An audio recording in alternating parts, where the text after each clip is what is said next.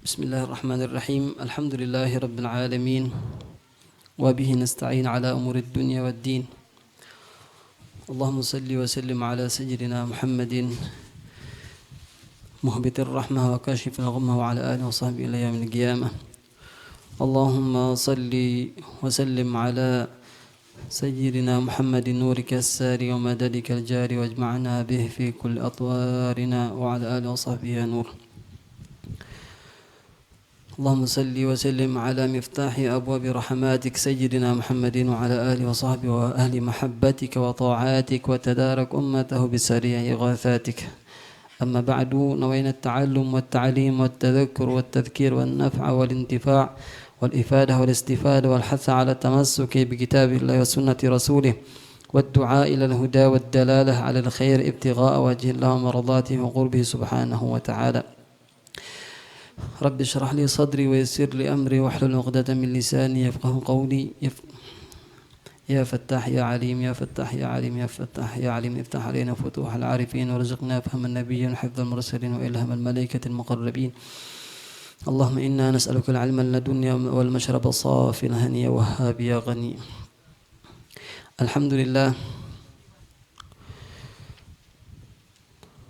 Alhamdulillah segala puji bagi Allah Subhanahu wa taala yang kembali mempertemukan kita untuk mendengarkan, membaca tentang ilmu-ilmu yang memahamkan kita akan agama, ilmu-ilmu yang mendekatkan kita kepada Allah Subhanahu wa taala, ilmu-ilmu yang mengingatkan kita akan akhirat.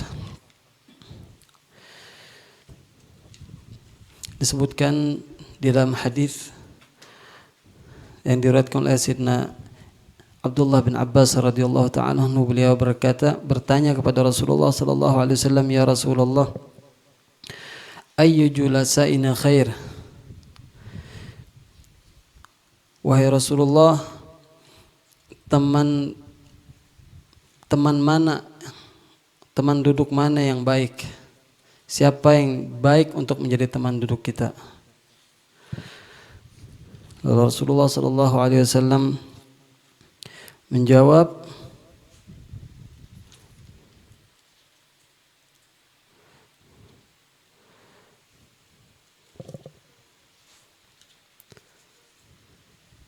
man dzakkarakum billahi ru'yatuh, orang yang ketika melihatnya mengingatkan kalian dengan Allah. Wa dzakkarakum bil akhirati,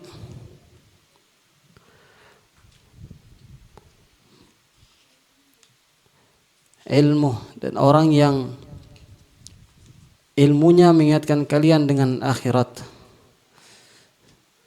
Wa man zadakum bil ilmi mantiquh, dan orang yang ucapannya menambah ilmu untuk kalian. Atau kama qala Rasulullah sallallahu alaihi wasallam, itu adalah teman baik. Dan alhamdulillah kita berkumpul di sini mengingatkan kita tentang akhirat, menambahkan ilmu kita tentang agama. Mudah-mudahan Allah berkahi perkumpulan kita ini, Allah jadikan perkumpulan kita ini perkumpulan yang membuahkan tahabub fillah, saling cinta karena Allah Subhanahu wa taala, yang membuahkan berkumpul nanti bersama Rasulullah sallallahu alaihi wasallam di akhirat kelak. Amin ya rabbal alamin. Pertemuan yang lalu kita telah membahas tentang sebagian rukun iman. Rukun iman, rukun Islam telah kita bahas sebelumnya. Sekarang kemarin juga rukun iman, dua rukun iman telah kita bahas, yaitu yang pertama al-imanu billah, beriman dengan Allah. Yang kedua beriman dengan malaikatnya. Juga kita bahas apa yang dimaksud dengan beriman dengan Allah. Apa yang dimaksud dengan beriman dengan Allah? Yang dimaksud dengan beriman dengan Allah yaitu kita meyakini, hati kita menerima, yakin betul bahwa Tuhan itu, Allah Subhanahu wa taala itu Maha Ada, Maha Esa, Esa fi dzatih, pada zatnya Esa, wa sifatih, dan sifat-sifatnya Esa, tidak ada yang menyamai. Wa af'alih, dan perbuatannya pun Esa. Dan Allah Subhanahu wa taala maha bersifat dengan sifat-sifat yang sempurna dan maha suci dari sifat-sifat yang bersifatnya kekurangan. Makanya kita setiap salat itu membaca subhanallah walhamdulillah, subhanallah 33 kali, walhamdulillah 33 kali, dan Allahu Akbar 33 kali. Yang subhanallah yang berarti maha suci Allah dari segala kekurangan. Jadi ketika kita baca subhanallah, kita mensucikan Allah dari segala kekurangan. Subhanallah, subhanallah, subhanallah. Kemudian alhamdulillah, kita puji Allah, kita ingat bahwa Allah wajib bersifat sifat-sifat yang sempurna. Alhamdulillah, kita puji Allah, alhamdulillah, alhamdulillah. Kemudian Allahu Akbar, kita tadi telah mensucikan Allah, kemudian kita memuji Allah. Allahu Akbar, Allah lebih besar dari apa yang kita sangka. Allahu Akbar, Allah lebih besar dari apa yang kita sangka. Kemudian rukun di antara kewajiban kita, wajib mengenal sifat-sifat wajib bagi Allah. Artinya Tuhan wajib memiliki sifat ini, yaitu sifat 20, wujud, qidam, baqa. Itu wajib dihafal. Lawanannya sifat mustahil, wujud ada, lawanannya tiada. Mustahil bagi Allah tiada. Begitulah selanjutnya. Kemudian Allah memiliki sifat jaiz, sifat yang boleh, yaitu fi'lu kull mungkin atau tarkuh, memperbuat sesuatu yang mungkin atau meninggalkannya, itu sesuatu yang boleh bagi Allah Subhanahu wa taala. Kemudian rukun iman yang kedua adalah beriman dengan para malaikat-malaikat Allah, percaya dengan para malaikat Allah. Apa arti beriman dengan malaikat Allah? Maknanya yaitu kita menerima, meyakini bahwa malaikat itu adalah hamba-hamba Allah yang dimuliakan, yang mereka tidak melanggar perintah Allah dan mereka mengerjakan apa yang diperintahkan oleh Allah Subhanahu wa taala, dan mereka adalah perantara oleh Allah kepada hambanya Allah. Adapun malaikat, kita wajib mengimani secara keseluruhan bahwasanya malaikat Allah itu banyak, tidak ada yang mengetahui kecuali Allah. Hitungannya tidak ada yang mengetahui kecuali Allah. Adapun secara terperinci ada 10 malaikat yang wajib kita ketahui, yaitu malaikat Jibril pembawa wahyu, malaikat Mikail pembawa rezeki dan hujan,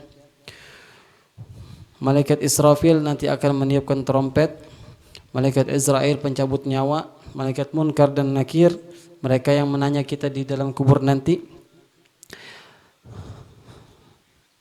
dan malaikat Raqib Atid yang mencatat kebaikan kita,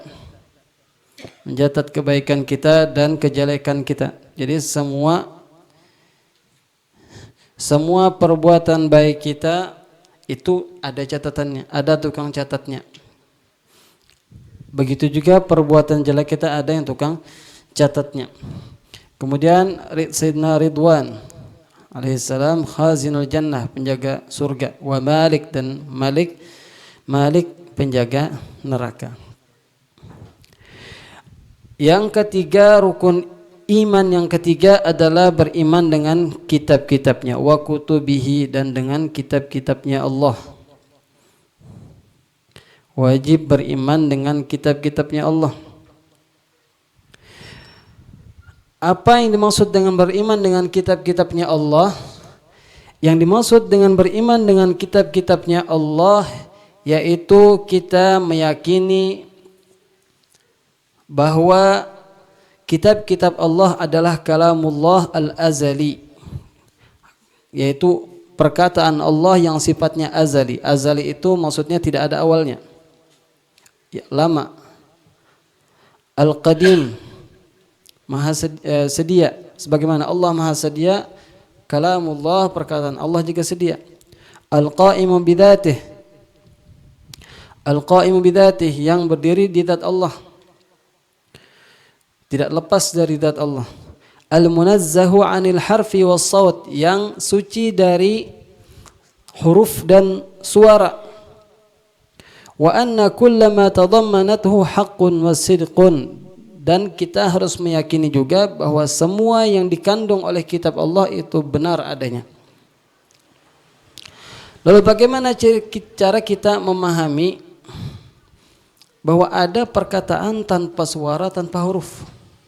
Ini ada yang mengingkari bahwa kalamullah itu kayak apa? Kada bersuara, kada berhuruf, kada berhuruf. Al-Quran bang, Al-Quran itu menunjukkan atau menerjemahkan kalamullah. Namun kita secara adaban dengan Allah kita mengatakan itu kalamullah, itulah kalamullah. Bagaimana cara kita memahami ada suara tanpa, ada kalam, ada perbicaraan tanpa huruf, tanpa suara? Kita contoh, ada contohnya. Kita ini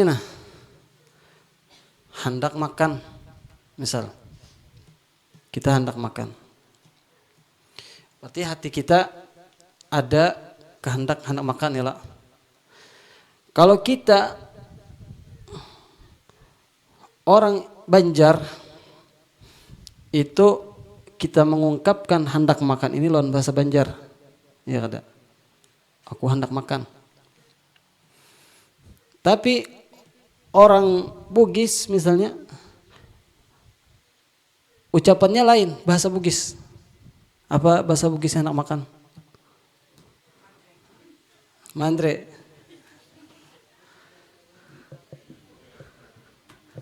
Orang Arab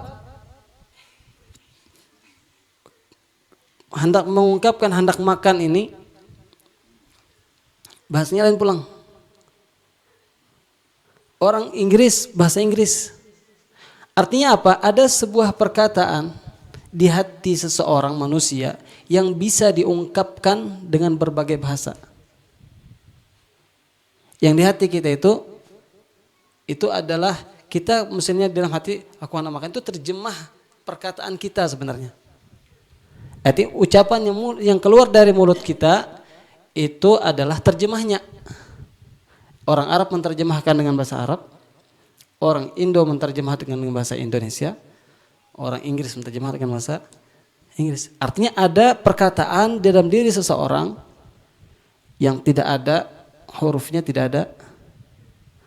Hanya saja kita terjemahkan dengan bahasa kita masing-masing.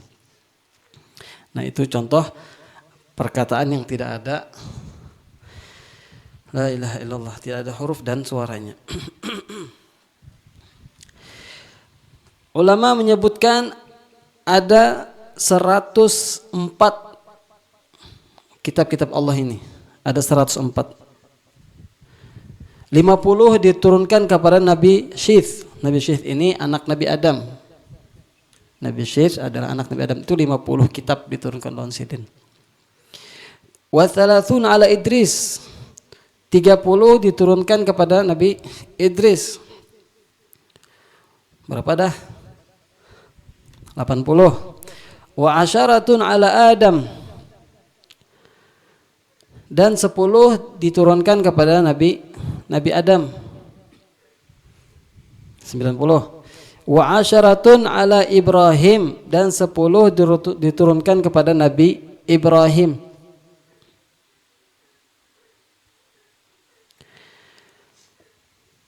Sisa berapa? 100, sisa 4. 4 Taurah kepada Nabi Musa, Zabur kepada Nabi Daud, Injil kepada Nabi Isa, Al-Quran kepada Sayyidina Muhammad sallallahu alaihi wa alihi wasallam.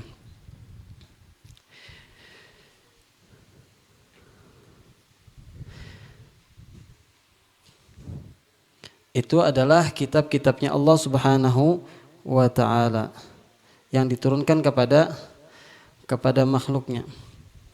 Dan yang paling agung adalah Al-Quran. Al-Quran itu tidak bisa dirubah. Tidak bisa dirubah dari zaman Rasulullah SAW sampai sekarang itu begitulah Al-Quran. Tidak ada yang bisa merubah. Banyak yang berusaha untuk merubah, namun mereka tidak mampu. Bahkan AI pun gak ada mampu. AI kan canggih loh sekarang nih. ChatGPT nih. Suruh bikin Al-Quran gak ada mampu. Tidak ada yang mampu, Masya Allah.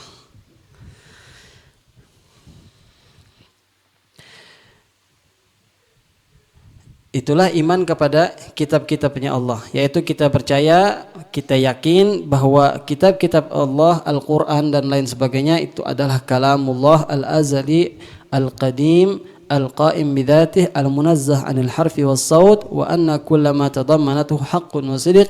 Kita meyakini bahwa yang disampaikan oleh Al-Quran itu nyata, itu benar pasti. Adapun rukun iman yang keempat adalah rusulihi, beriman dengan para rasulnya. Ini ada dinukil oleh Syekh Nawawi.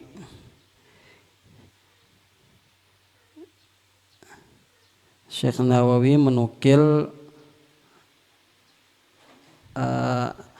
yang terkandung di dalam kitab-kitab terdahulu. Contoh-contohnya. Jadi ada riwayat daripada hadis Abi Dzar radhiyallahu anhu qala qultu ya Rasulullah fama kanat suhuf Ibrahim. Maka apa yang ada pada suhuf Nabi Ibrahim, kitab yang dikirimkan kepada Nabi Ibrahim. Qala kanat kulluha amthalan. Jar Nabi, yang terkandung di dalam kitab Nabi Ibrahim itu berupa peribahasa-peribahasa. Di antaranya disebutkan di situ, ya ayyuhal malikul musallatul mubtala al maghrur. Wahai seorang raja. Jadi dalam kitab itu menghitab seorang raja. Wahai seorang raja yang diberikan kekuasaan, yang diuji, yang tertipu. Inni lam ab'atska litajma'ad dunya ba'daha 'ala ba'd. Aku, kata Allah, tidak mengirimmu untuk mengumpulkan dunia satu sama lain. Walakin ba'atsuka litarudda 'anni da'watal madlum.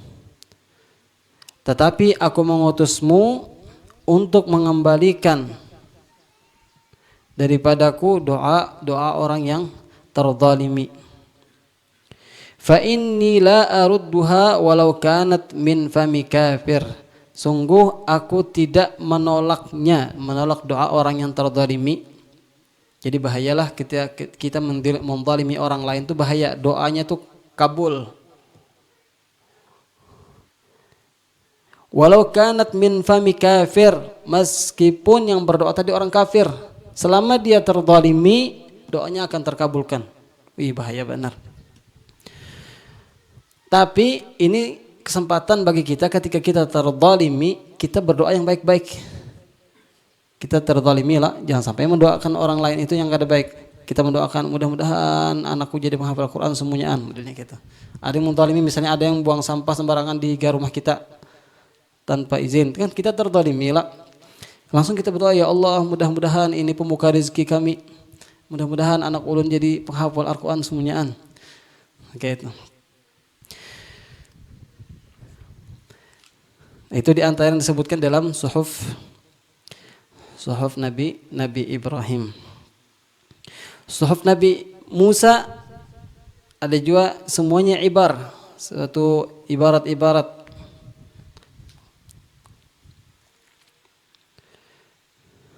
Yang disebutkan situ di antaranya ajibtu liman ayqana bil maut kaifa yafrah. Kata Allah Subhanahu wa taala yang disebutkan dalam kitab tersebut, aku terheran kepada orang yang yakin dengan kematian, kaifa yafrah, bagaimana dia bisa senang. Kita tuh yakin yang mati, bagaimana kita bisa senang? Wa ajibtu liman ayqana bin nari kaifa yadhak. Aku pun terheran bagi orang yang meyakini adanya api neraka, bagaimana bisa tertawa? Ajibtu liman yarad dunya wa taqallubaha kaifa yatma'innu ilaiha. Aku terheran dengan orang yang melihat dunia dan perubahan-perubahan yang ada di dunia ini bisa hancur dan sebagainya. Bagaimana bisa senang lawan dunia ini? Dapat mobil bisa senang lawan mobil. Bagaimana? Terheran. Ajibtu liman ayqana bil qadar thumma yat'ab. Aku pun terheran dengan orang yang yakin dengan qadar ketentuan Allah Subhanahu wa taala, bagaimana dia bisa sumpek, bisa marah. Padahal kita tahu bahwa ini semua adalah aturan Allah, ketentuan Allah. Bagaimana kita bisa sumpek? Misal muara misalnya di suatu kampung terjadi musibah. Bagaimana bisa sedih sedangkan yang membawakan musibah kita yakini bahwasanya adalah Allah Subhanahu wa taala. Itu di antara yang disebutkan dalam kitab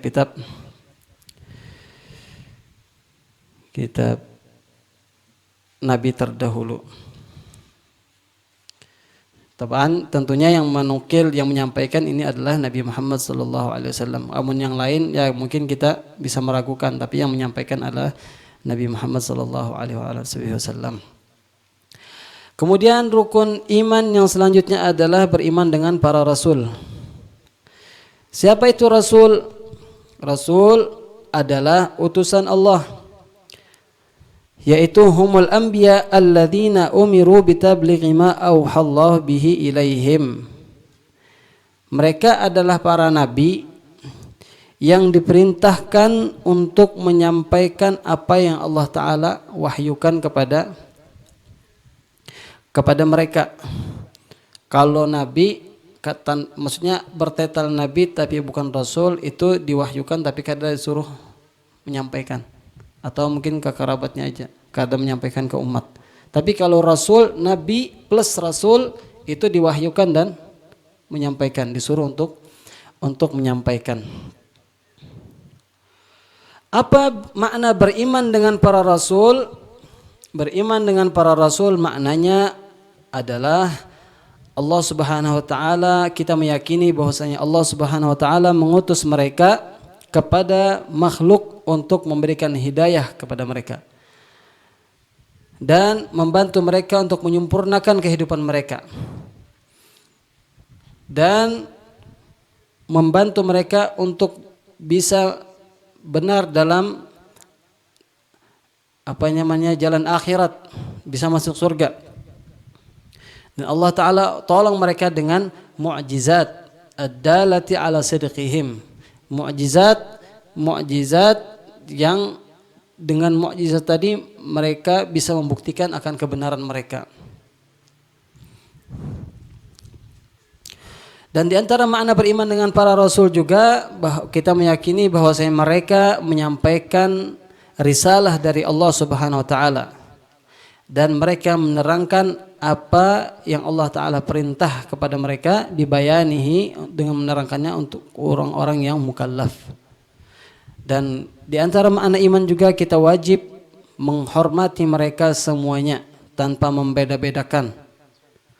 Dan kita harus meyakini juga bahwa mereka itu maksum. Maksum artinya terpelihara dari baik dosa kecil atau dosa besar, mereka tidak akan mengerjakannya, mereka terjaga darinya. Itu makna beriman dengan para rasul. Makna beriman dengan para rasul tadi kita meyakini bahwa Allah mengutus mereka untuk membantu para makhluknya Allah.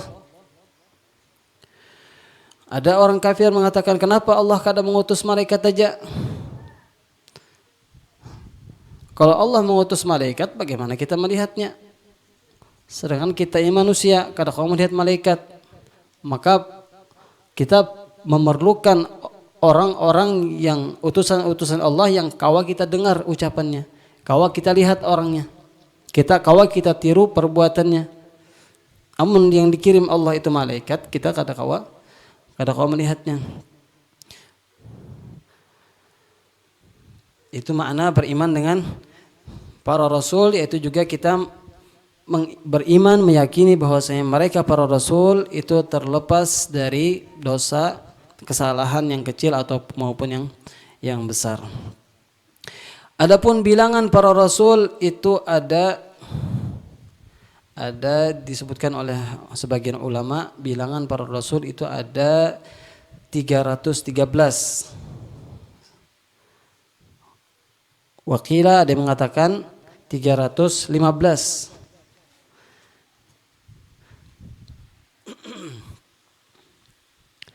Namun hendaknya yang penting para rasul itu ada, kita tidak harus mengetahui jumlah bilangan mereka itu berapa. Yang penting secara keseluruhan kita mengimani, meyakini bahwasanya ada utusan-utusan Allah Subhanahu wa taala yang membantu para makhluk untuk ke jalan yang benar. Adapun para rasul secara terperinci yang harus kita imani itu ada 25.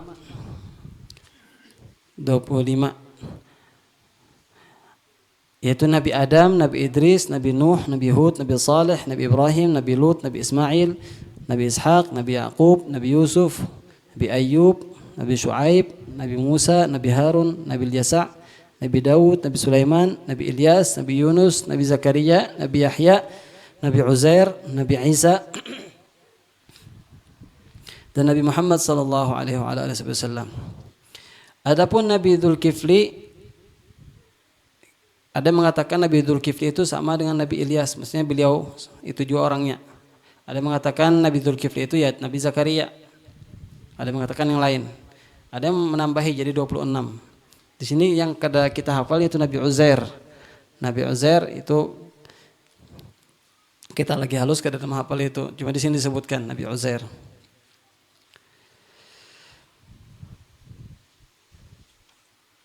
Yang paling afdal dari mereka itu ulul azmi. Ulul azmi yaitu nabi pilihan yang memiliki kesabaran yang luar biasa. Mereka itu ada 5, ulul azmi itu ada 5, yaitu Nabi Muhammad SAW, Nabi Ibrahim, Nabi Musa, Nabi Isa dan Nabi Nuh. Yang paling afdal Nabi Muhammad SAW, kemudian Nabi Ibrahim, kemudian Nabi Musa, kemudian Nabi Isa, kemudian Nabi Nuh.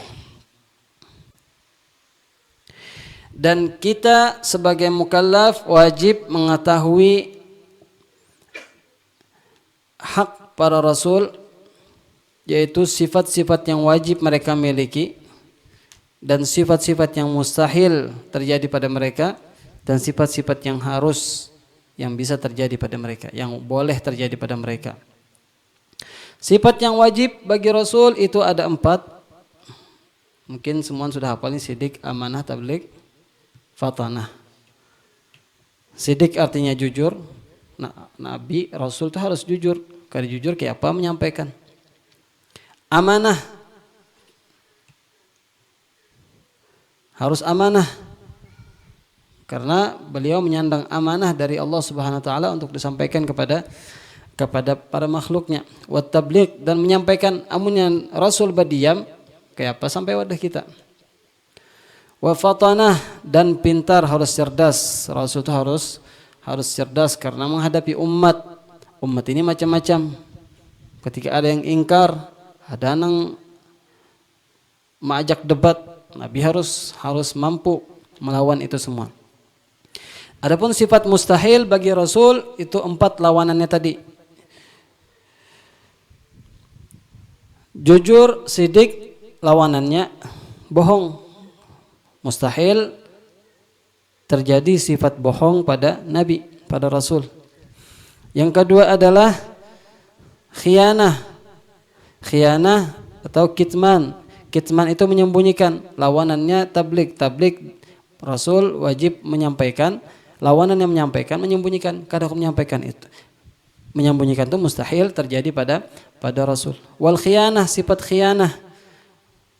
Kada amanah, berkhianat. Nah, itu sifat yang mustahil terjadi pada Rasul. Wal baladah, dan bodoh, itu mustahil terjadi pada Rasul. Adapun sifat yang boleh terjadi pada Rasul adalah ittisab bil a'radil basyariyah. Mereka bersifat dengan sifat-sifat yang terjadi, sifat-sifat kemanusiaan yang tidak mengurangi martabat mereka, yang tidak menunjukkan atas kekurangan, seperti sakit yang ringan aja. Bikhilaf ma yadullu alaih, berbeda kalau sifat kemanusiaannya tadi menunjukkan dengan kekurangan, seperti judam, penyakit-penyakit yang istilahnya membuat Nabi itu terlihat kurang. Maka itu tidak boleh terjadi pada Rasul. Yang membuat orang-orang itu lari daripada Rasul itu kada boleh. Karena apa? Karena Nabi Rasul itu harus menyampaikan kepada umat bagaimana terjadi sifat-sifat penyakit-penyakit yang menular misalnya pada Rasul yang membuat orang-orang kabur, sedangkan mereka harus menerangkan. Itu tidak boleh terjadi. Dan di antara kewajiban kita kepada Nabi Muhammad SAW, kita harus meyakini bahwa Nabi itu adalah orang Arab. Nabi adalah orang Quraisy, keturunan Quraisy. Nabi itu kulit sidin putih bercampur kemerah-merahan. Nabi itu adalah penutup para nabi wal mursalin, dan penutup para rasul. Dan Nabi dilahirkan di kota Mekah, itu wajib kita hafali. Diutus di kota Mekah dan berhijrah ke kota Madinah, dan meninggal, dikuburkan di kota Madinah. Dan syariat Nabi Muhammad SAW menghapus semua syariat-syariat yang telah lalu. Apa contohnya syariat yang dihapus? Syariat yang telah lalu dihapus. Contohnya babini lebih pada 4. Itu ada syariat yang lalu, itu babini sampai 100. Dikurangi sekarang nih. Zaman Nabi Muhammad SAW dikurangi jadi 4 aja.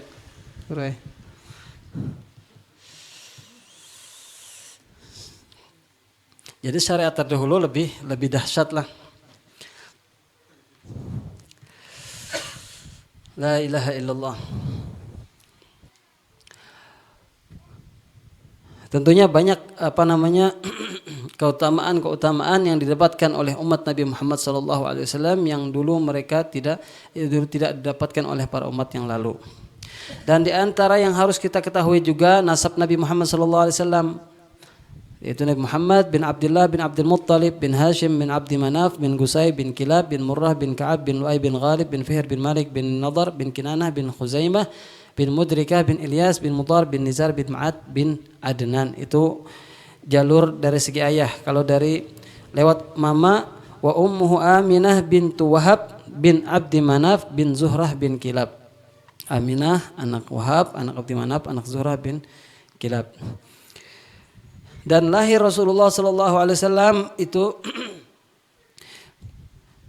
menurut sebagian ulama 12 Rabiul Awal di tahun gajah, Amil Fil.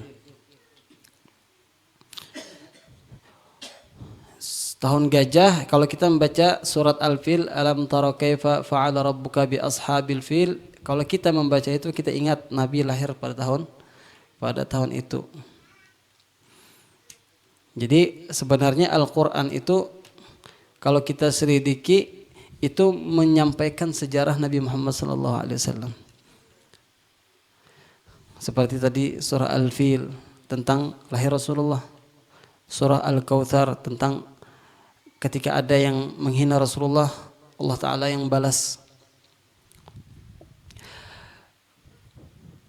Kemudian Nabi Muhammad SAW diutus pada tahun 41, tahun ke-41 dari tahun gajah tadi.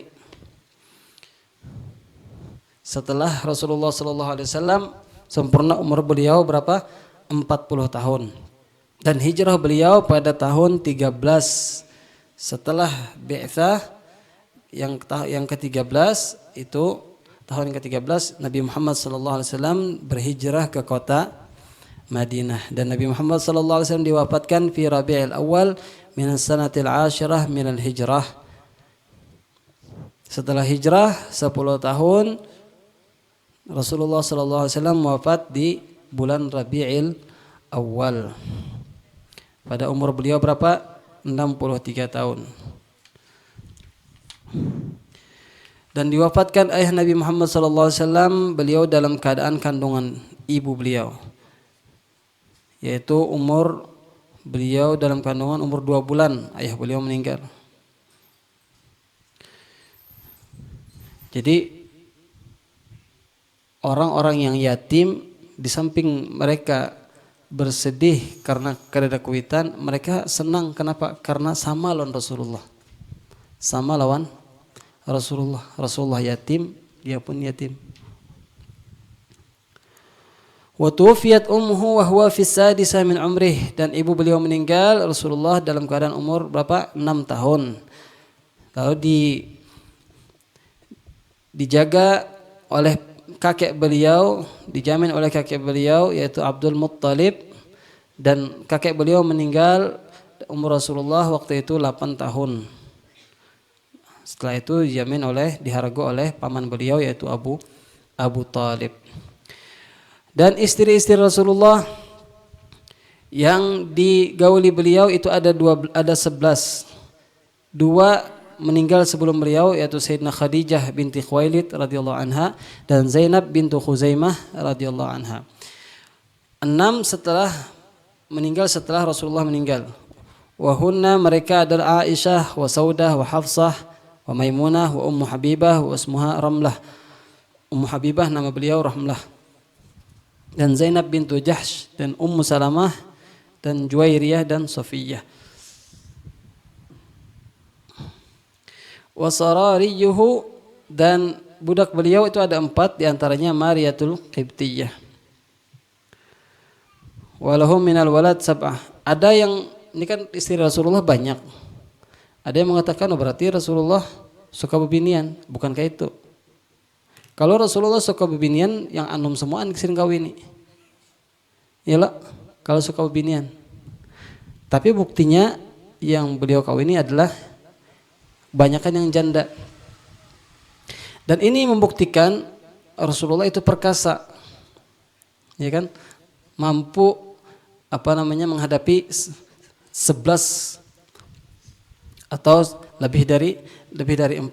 Dan di antara hikmah Rasulullah berbini banyak itu untuk menyampaikan hadis Rasulullah yang sifatnya dalam rumah. Kenapa Rasulullah memilih Sayyidina Aisyah? Beliau kan anum. Karena Sayyidina Aisyah cerdas.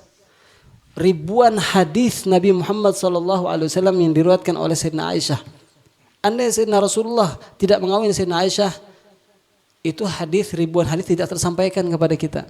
Tapi Rasulullah memerlukan orang-orang yang menyampaikan kehidupan Rasulullah dalam rumah, yaitu istri-istri Rasulullah, untuk disampaikan kepada umat. Seandainya istri Rasulullah cuma 1 atau cuma 4, itu akan sedikit hadis-hadis Rasulullah yang sifatnya dalam rumah yang sampai kepada kita. Ini hikmah Rasulullah kawin banyak. La ilaha illallah. Dan anak Rasulullah itu ada berapa? 7. 3 laki-laki, 4 perempuan. Yang laki-laki Al-Qasim, Ibrahim dan Abdullah. Yang bebinian Zainab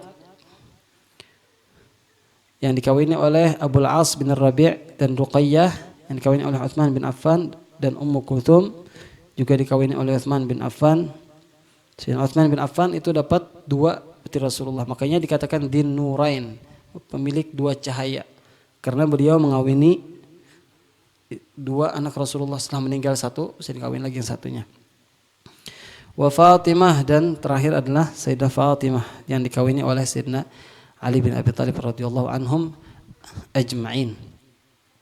Semua itu anak Rasulullah itu semua dari Sayyidah Khadijah, kecuali Ibrahim itu dari Mariyatul Qibtiyah.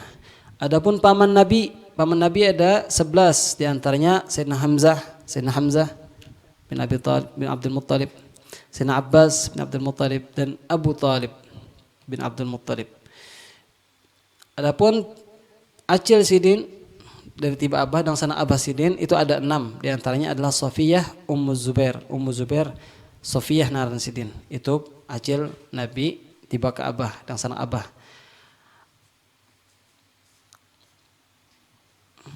Adapun paman Nabi dan sanak Mama Sidin itu ada 3, tapi kada disebutkan namanya.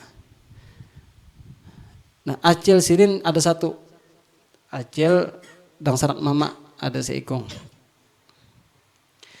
Adapun peperangan Rasulullah SAW itu ada disebutkan di sini ada 27. Yang terpenting adalah 6, yaitu perang Badar, perang Uhud, perang Khandaq, perang Hudaybiyah, perang Ghazwatul Fatah dan Ghazwatul Tabuk. Dan saraya peperangan yang tidak dihadiri Rasulullah SAW itu ada 35.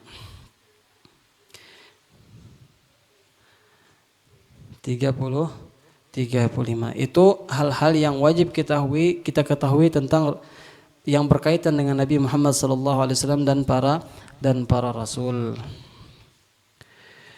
Kemudian selanjutnya adalah iman dengan hari kiamat dan iman dengan qada dan qadar. InsyaAllah kita akan membahas di pertemuan yang akan datang. Mudah-mudahan Allah Ta'ala panjangkan umur kita dalam keadaan ketaatan. Allah jaga kita dari segala bahaya musibah. Allah jadikan perkumpulan kita perkumpulan yang barokah, perkumpulan yang menyebabkan tertolak bala dari kampung kita. Mudah-mudahan Allah sampaikan pahala hadirnya kita di majelis ini kepada keluarga kita, kepada orang-orang muslim yang ada di kampung kita, kepada semua yang tidak memiliki keluarga kita. Mudah-mudahan kita tersampai pahala tersebut kepada mereka. Amin amin ya rabbal alamin. Ala hadhihi niyyah wa ala kulli niyyatin salihah wa man wasyuyukh wa ila hadratin Nabi Muhammad sallallahu alaihi wa ala alihi wasallam. Al-Fatihah. A'udzu minasyaitonir rajim. Bismillahirrahmanirrahim. Alhamdulillahirabbil alamin arrahmanir rahim maliki yaumiddin. Iyyaka na'budu wa iyyaka nasta'in. Ihdinas siratal mustaqim. Siratal ladzina an'amta 'alaihim ghairil maghdubi 'alaihim waladdallin. Amin. Kita membaca bersama-sama doa. Bismillahirrahmanirrahim. Alhamdulillahirabbil alamin. Allahumma shalli wa sallim ala sayyidina Muhammad wa ala alihi washabbihi ajma'in. ربنا انفعنا بما علمتنا ربي علمنا الذي ينفعنا ربي فقهنا وفقه أهلنا وقرابات لنا في ديننا مع أهل القطر أنثى وذكر ربي وفقنا ووفقهم لما ترتضي قولا وفعلا كرما وارزق الكل حلالا دائما وأخلا أتقيا علما نحظى بالخير ونكفى كل شر ربنا واصلح لنا كل الشؤون وأقر بالرضا منك العيون واقضي عنا ربنا كل الديون قبل أن تأتينا رسل المنون واغفر استر أنت أكرم من ستر وصلاة الله تغشى المصطفى من إلى الحق دعانا والوفاء بكتاب فيه للناس شفاء وعلى الآل الكرام الشرفاء وعلى الصحب المصابيح الغرر اللهم اهدنا بهداك واجعلنا ممن يسارع في رضاك ولا تولنا وليا سواك ولا تجعلنا ممن خالف أمرك وعصاك وحسبنا الله ونعم الوكيل ولا حول ولا قوة إلا بالله العلي العظيم وصلى الله على سيدنا محمد وعلى آله وصحبه وسلم. يا ربنا اعترفنا بأننا اقترفنا وأننا أسرفنا على لظى أشرفنا فتب علينا توبة تغسل كل حوبة واستر لنا العورات وآمن الروعات واغفر لوالدينا ربي ومولودينا والأهل والإخوان وسائر الخلان وكل ذي محبة أو جيرة أو صحبة والمسلمين أجمع آمين يا ربي اسمع فضلا وجودا منا لا باكتساب منا بالمصطفى الرسول نحظى بكل سول صلى وسلم ربي عليه عد الحب وآله والصحب عدادة السحب والحمد للإله بالبدء والتناهي سبحان ربك رب العزة عما يصفون وسلام على المرسلين والحمد لله رب العالمين في كل لحظة أبدا عدد خلقه ورضا نفسه وزنة عرشه ومداد كلماته تقبل الله منكم سبحانك اللهم وبحمدك أشهد أن لا إله إلا أنت أستغفرك وأتوب إليك الحمد لله رب العالمين.